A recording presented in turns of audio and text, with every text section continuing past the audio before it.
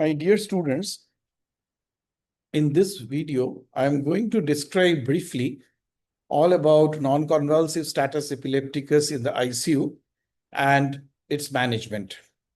Of course, I will be brief because there are certain areas of NCSC investigation and diagnostic which are beyond the realms of ICU and also belong beyond the realms of intensivist. I'm not going to touch that, but only the part of NCSC which is integrated in the intensive care management and where the intensivist assumes an important and vital role to assure a good prognosis is what I'm going to elaborate upon. Let us start with this case. A 65-year-old female with subarachnoid hemorrhage is admitted in the ICU. She had been intubated and mechanically ventilated, and the sedatives have been stopped for nearly 18 hours. And despite stable hemodynamics and corrected electrolytes and a normal follow-up CT, she remains unresponsive with only intermittent movements and subtle eye deviation. There is no history of epilepsy in the family or for the patient, and there are also no few new focal deficits. Now, if this is a patient or if this is the presentation, how can you settle your concerns about NCSE in this patient, suggest investigations, and also prescribe anti-seizure medications? Now, starting with definition, there has been many definitions, and the one which is consistently followed is the International League Against Epilepsy, which came in 2015 and has been subsequently modified in 2019 slightly, but it has more or less the essence or the crux remaining the same. So as NCSE is a condition of ongoing or intermittent electrographic seizures without major convulsions, usually with impaired consciousness or subtle behavioral or vegetative changes. Now, this clearly implies that when we are talking about seizures, the image that appears before our eyes are the patients with convulsing. Now, without convulsions, also there can be seizures, and these seizures are largely within the ambit of NCSE, and for some reasons it may be correct to interpret in a way that it is much more a bigger problem in comparison to convulsive seizures. Because in mixed neuro-ICU cohorts, non-convulsive seizures or NCSE are reported in roughly 8 to 20% of critically ill patients who are undergoing EEG monitoring. So this will be even much higher if we don't include the patients who are undergoing EEG, because EEG facility is not available everywhere in the ICUs or in the immediate vicinity of the ICUs. And therefore, it is right enough to assume that this percentage of 8 to 20% can be higher, especially if we take into consideration of those ICUs where EEG facility is not available immediately as needed basis, as an on-need basis. And NCSE is associated with increased mortality and worse functional outcome compared with similar patients without the EEG changes or the electrographic seizures. So what are the risk factors of the common ICU etiologies that are linked to NCSE? One, high-risk settings include post-convulsive status, anoxic brain injury, stroke, subarachnoid hemorrhage, CNS infections, intracranial tumors, traumatic brain injury, and prior epilepsy. So these are the high-risk settings, and they pertain to the neurological system. But metabolic systems also are important. Toxic encephalopathies, sepsis-associated encephalopathy, drug toxicities due to cefepime, the commonly used antibiotic, as well as immunosuppressants, as well as withdrawal states also frequently underlie NCSE in the general ICUs. If you look into the list, that it will be easier to remember the common etiologies of NCSE, particularly in unconscious patients. So the broad categories can be of structural brain injury like ischemic stroke, intracerebral hemorrhage, or TBI, anoxic brain injury after post-cardiac arrest or respiratory failure with hypoxia, metabolic disturbances due to hepatic or uremic encephalopathies and hypoglycemia and hyponatremia, drug-related causes because of the withdrawal from anti-epileptic drugs, and these patients will have a history of epilepsy since childhood, the toxic effects of beta-lactams, quinolones, etc., and benzodiazepine or alcohol withdrawal. Now, withdrawal is also another important cause of NCSE, although this often is difficult to diagnose in the beginning, and it comes as a diagnosis by exclusion. So pre-existing epilepsy, infectious or inflammatory conditions, neoplastic conditions, and other cryptogenic conditions and neurodegenerative conditions are also important etiologies for NCSE. Now, how do we recognize NCSE at the bedside? Typical ICU presentations are otherwise unexplained coma or failure to wake up after sedation, weaning, fluctuating delirium, subtle facial or ocular myoclonus, nystagmus, or eye deviation, but often there is no clear motor activity. In observational data, about half of patients with NCS have subtle motor signs that are easily missed. And therefore, a history of epilepsy, intracranial tumor, prior meningitis or encephalitis or encephalopathy markedly increases the risk, although it may be difficult to decipher them in the first place. What about the diagnostic workup and EEG? NCSE cannot be reliably confirmed or excluded without EEG. Now, continuous EEG is preferred in comatose or high-risk patients because brief recordings can usually miss a substantial proportion of events. Now, commonly used electrographic criteria like the Salzburg criteria as well as the modified Salzburg criteria, they are there, include rhythmic or periodic epileptiform discharges at more than 2.5 hertz or equal to 2.5 hertz, or evolving patterns of seizures with clinical correlation, especially when changes in the pattern track changes in unconscious patients are noted. Now, let us look into this image. I'm going slow so that it becomes visible and you are able to relate the boxes to each other. So whenever there is a suspicion of NCSE, there can be two further subdivisions. One, the clinical findings and the EEG findings. Now, if we talk about the clinical findings, if the patient has rapid development of clinical symptoms within minutes to hours, or symptoms show no improvement or only slight fluctuations, or there is no further plausible explanation for the EEG patterns based on imaging, as well as when there is no further plausible explanation for the EEG pattern based on laboratory findings as well. So now when we are able to exclude these clinical findings, or whenever the clinical findings are absent, then it is no NCSE. Now, if the patient is a suspect for NCSE and the EEG is recorded, the findings can lead to three different delineations. One, epileptiform discharges of more than 2.5 hertz. And if it is so, then these patients are having NCSE. There is no doubt on that. Second is epileptiform discharges less than 2.5 hertz.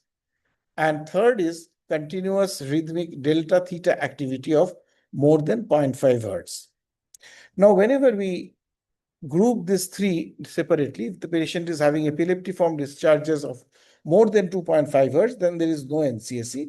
And likewise, the patients who have epileptiform discharges of less than 2.5 hertz and continuous rhythmic delta theta activity of more than 0.5 hertz can also have three different categories. One, the EEG showing spatiotemporal evolution.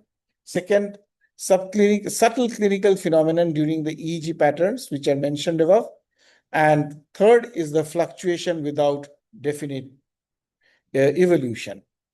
So if we look into the management part, IV anti-seizure medication, if the answer is yes, then we have to look for three things: whether the patient has improved clinically as well as EEG, and second is only EEG improvement, and third is no clinical and no EEG improvement. Now, if it is only EEG improvement and or EEG and clinical improvement, respectively, it is possible NCSE and NCSE. And if there is no clinical and no EEG improvement, then of course it indicates that it is not NCSE. So what are the general ICU measures that should be adopted in all patients, irrespective of the primary disease condition or the primary etiology? Initial management of such patients include airway, breathing, circulation, stabilization, correction of metabolic derangements, withdrawal of the offending drugs, temperature and glucose control, and hemodynamic optimization.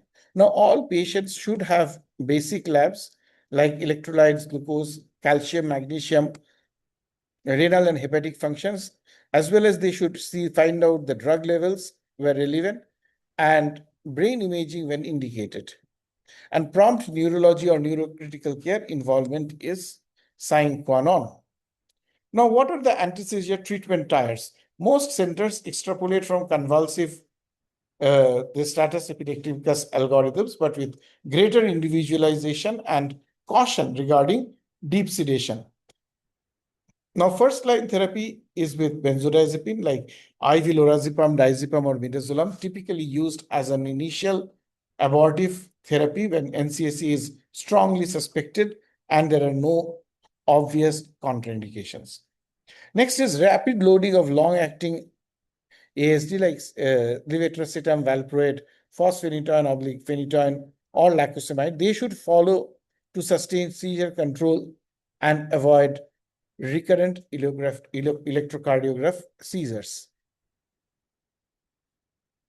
Now, next we move on to the second line, or when early escalation is required. If electrographic seizures persist, escalation with additional anti-seizure drugs in combination, like adding lacosamide or valproate to levetiracetam, is a common practice, which is tailored to etiology, organ function, and drug-drug interactions.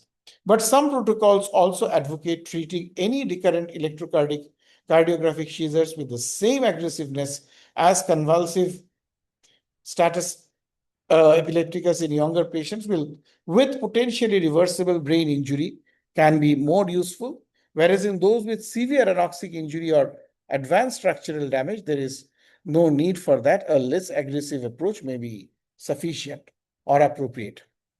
And also, I will talk for a minute about refractory NCSE and anesthetic coma. Refractory NCSE, that is persistent electrographic seizures despite adequate first and second line therapy. This poses major dilemma because anesthetic coma with either midazolam, propofol, or barbiturate carries substantial risks in multi-organ dysfunction. And also, the literature emphasizes individualized decision-making. Anesthetic coma tends to be reserved for younger patients with salvageable pathology like new onset refractory SE, autoimmune encephalitis, and avoided in devastating anoxic or end-stage structural disease. Now, a few lines about anesthetic coma and weaning. Anesthetic coma for NCSE uses high-dose continuous anesthetics, usually midazolam, propofol, or barbiturates to suppress the electrocardiographic seizures on the EEG. Targets range from complete seizure suppression to burst suppression in selected patients. And common regimens used are the continuous IV midazolam or propofol, sometimes with barbiturates, like whether it is thioventral or pentobarbital as a rescue in high refractory status, and all are layered on top of one.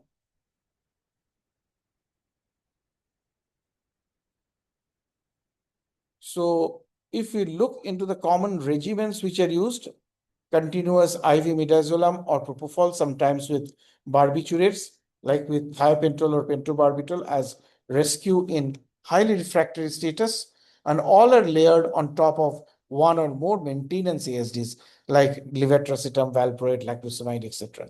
Now, goal is to maintain seizure-free or burst suppression EEG for at least 24 hours before attempting to reduce anesthetic depth while ensuring systemic stability and treating the underlying cause.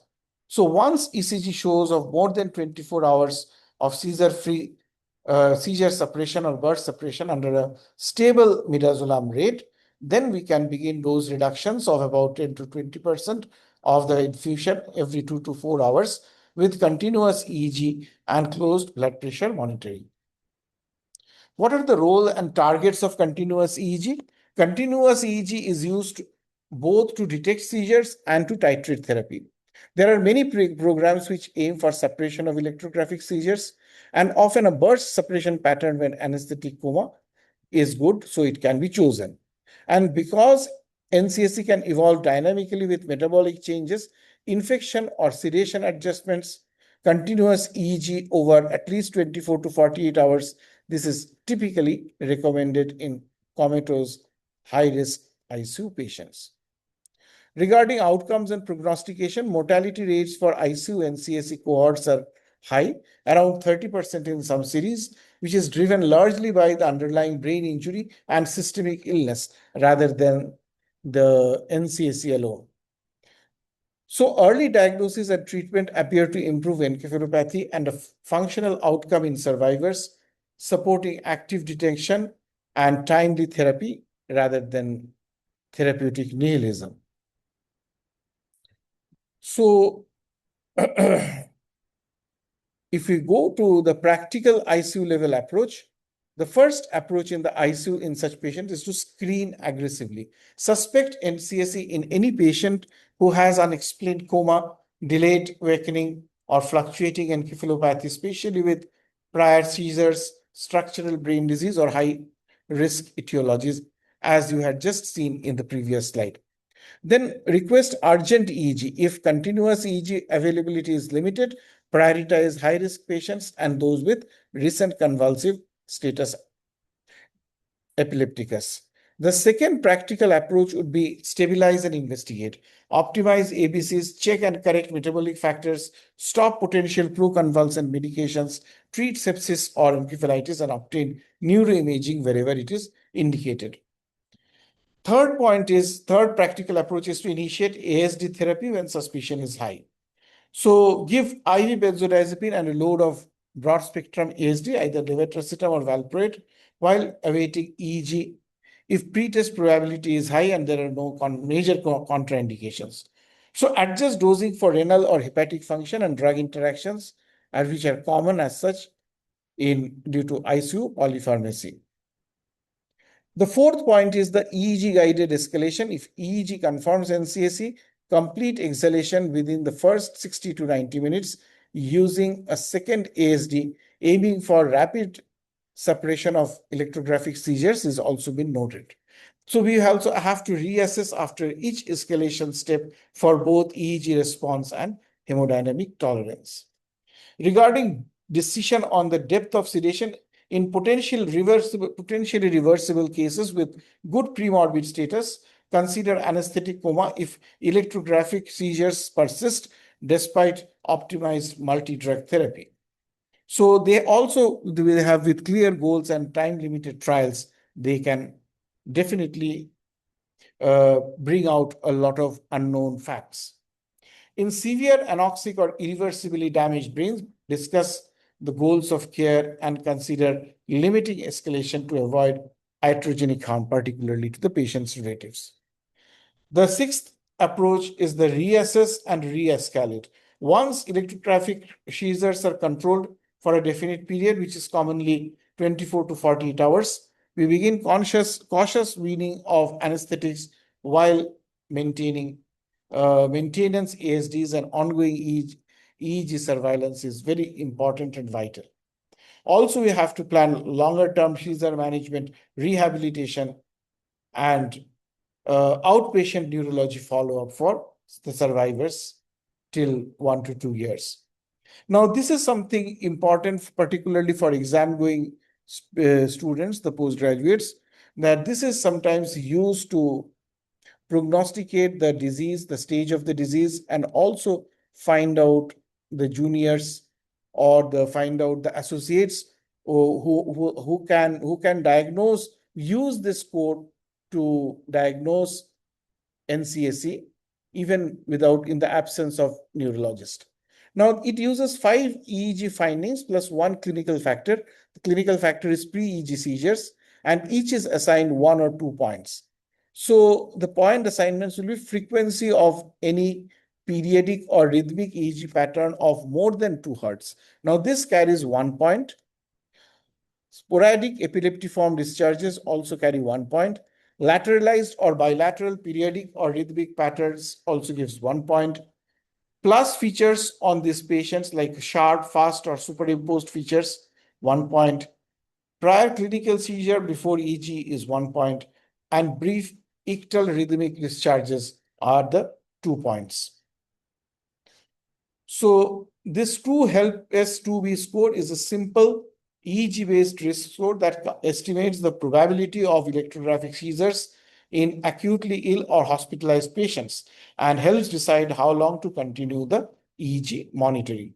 So these are the TrueHelp S2B score. As you can see, the acronym and the EEG finding and the interpretation based on 0, 1, 2, 3, 4, 5, 6. Accordingly, we can see that the risk of status epilepticus can be as low as 3% to as high as 92% or 84%, so to say.